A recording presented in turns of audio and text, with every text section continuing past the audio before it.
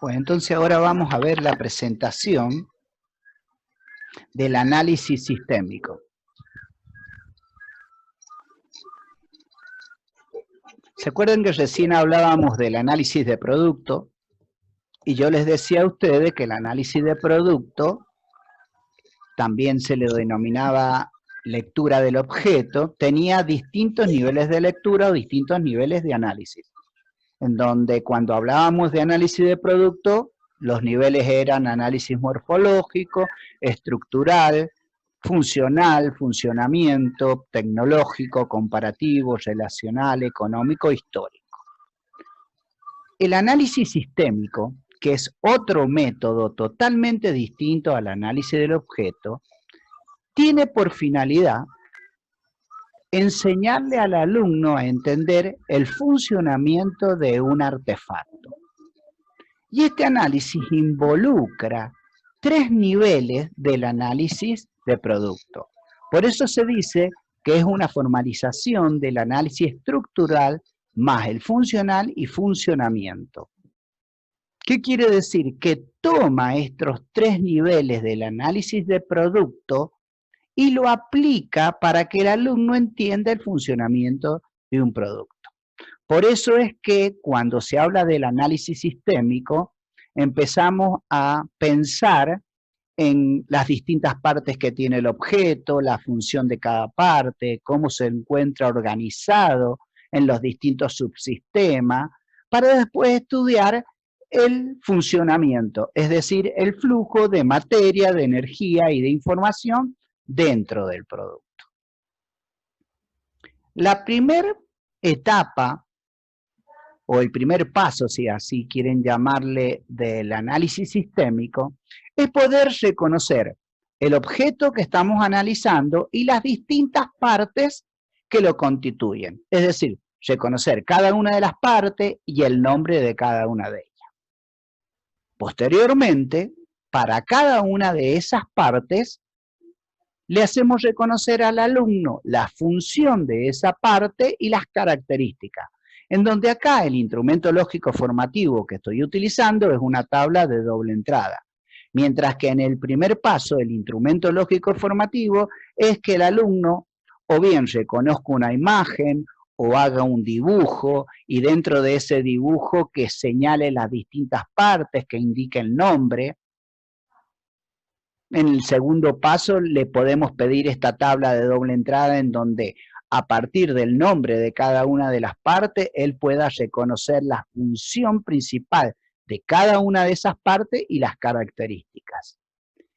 Cuando hablamos de características nos referimos a las propiedades que tiene que cumplir cada uno de esos elementos. Por ejemplo, en el caso del tanque, la función es poder contener el agua justamente impidiendo el enfriamiento de la misma, ya que la función del termotanque es justamente calentar el agua. O sea que el tanque vendría a ser el depósito de este artefacto. Entonces, ¿qué característica tendría que tener? Y bueno, que tenga una capacidad suficiente, que los materiales sean aislantes térmicos, que no se corroa frente a la humedad, etcétera, etcétera. Y así para cada uno de las distintas partes que constituyen el artefacto que estamos analizando. Posteriormente, el alumno ya reconoció cada una de las partes. Fíjense que le estudiamos a cada parte casi de manera individual. Después, lo que hay que hacer es reconocer conjuntos de partes que cumplan una misma función. ¿Qué quiere decir? Reconocer los distintos subsistemas que integran el artefacto. Y de esa manera, ¿cómo se podría representar? Dicho de otra manera, ¿cuál es el instrumento lógico formativo que me permite mostrar la organización del objeto que estoy analizando? Y ese instrumento es el organigrama. Dicho de otra manera, el organigrama es un instrumento lógico formativo que me permite organizar y mostrar los distintos subsistemas que integran lo que estamos estudiando y las partes de cada uno de ellos. Esto no es ni más ni menos que cuando a nosotros nos preguntan ¿cuál es el organigrama jerárquico de una escuela? Y normalmente acá arriba, ¿qué es lo que aparece? Y bueno, aparece la directora, aparecen cada uno de los departamentos y las vice, y dentro de cada departamento los profesores, los alumnos, los bedeles, y así sucesivamente. Fíjense que este organigrama me está mostrando el modo en que está organizado el objeto, pero no me explica el funcionamiento del objeto.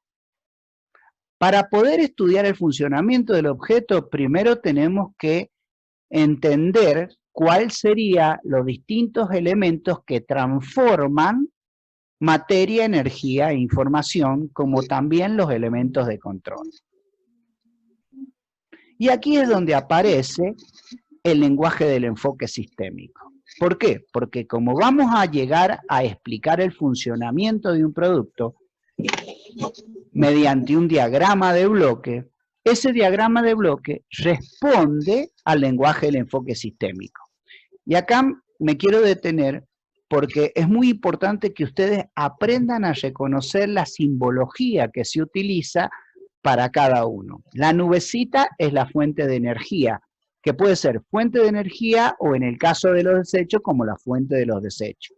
El bloque es el elemento que me representa todas las transformaciones que se producen en el sistema. El elemento de control o válvula, que es la que me regula el paso, ya sea de materia, de energía o de información. Y después tenemos la flechita simple, la flechita doble, de línea doble y la flechita de línea punteada. La de línea simple es el flujo de materia, es decir, el movimiento de materia o de materiales.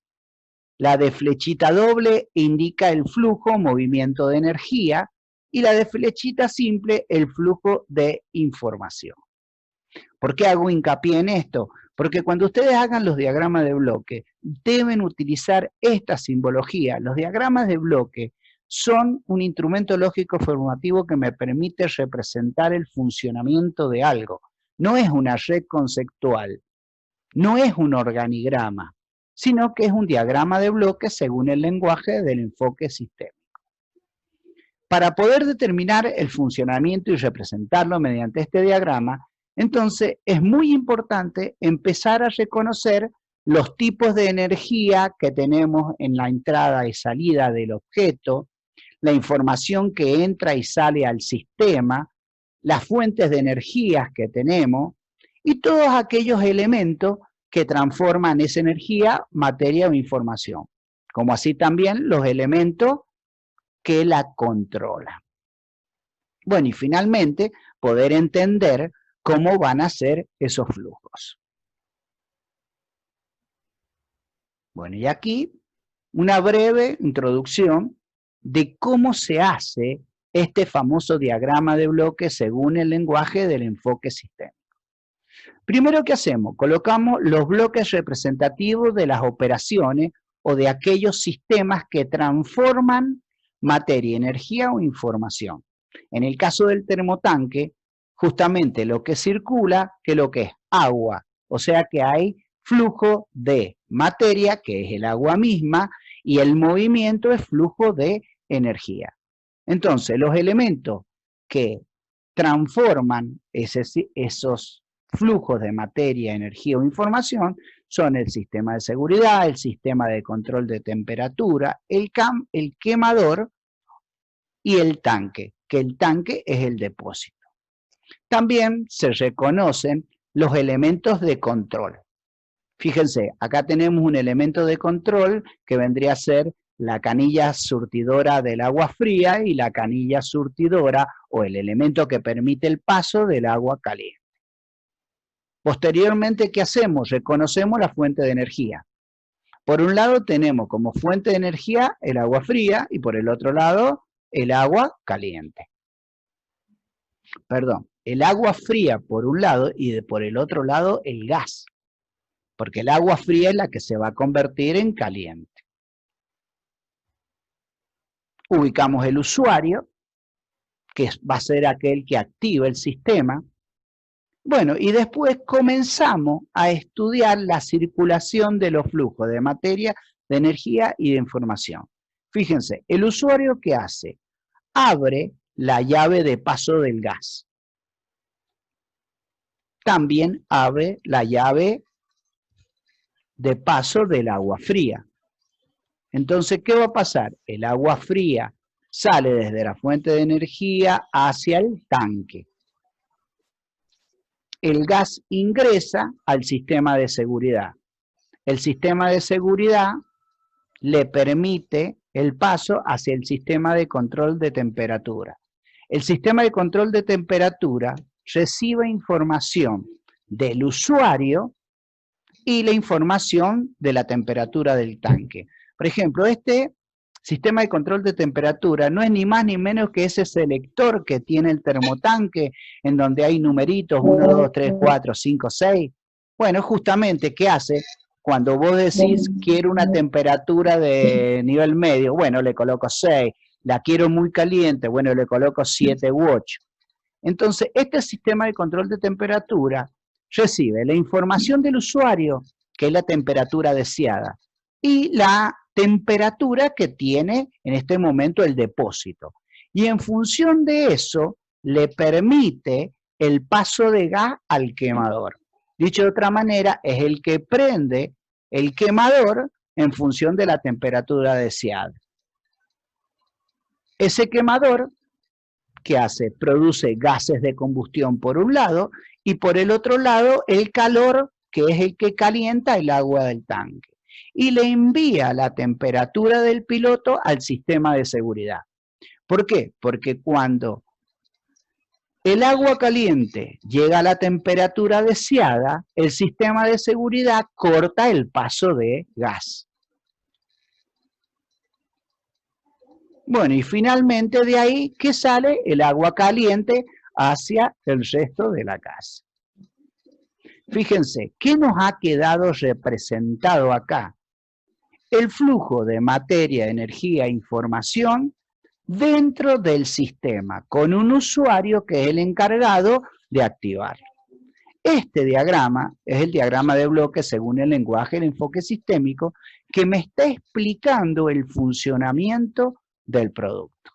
Bueno, y finalmente un breve resumen acá del procedimiento que normalmente es sugerido para hacer ese diagrama. Es decir, ubicamos los bloques representativos de los elementos de consumo, después los depósitos, después colocamos los bloques de los distintos subsistemas que transforman la materia, energía, información y las válvulas, y después estudiamos la circulación de los flujos, en donde el usuario es el que activa el sistema y a partir de ahí el sistema comienza a funcionar y comienzan a circular los distintos flujos de materia, energía o información.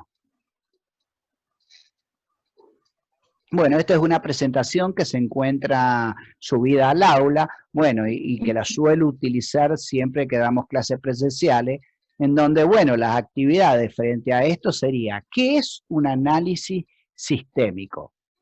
Un análisis sistémico es uno de los métodos que tiene la educación tecnológica. ¿Para qué sirve un análisis sistémico? Sirve para que el alumno comprenda el funcionamiento de un producto. ¿Y cómo se hace? Bueno, se hace siguiendo las distintas etapas que hemos visto. Las repasemos. La primera etapa consiste en reconocer el objeto, los distintos elementos que lo integran y sus nombres. La segunda etapa, para cada uno de las partes, reconocer la función y las características. Posteriormente, agrupamos estos elementos en unidades sustanciales que cumplen una función determinada. Dicho de otra manera, reconocemos los distintos subsistemas que integran el termotanque en este caso.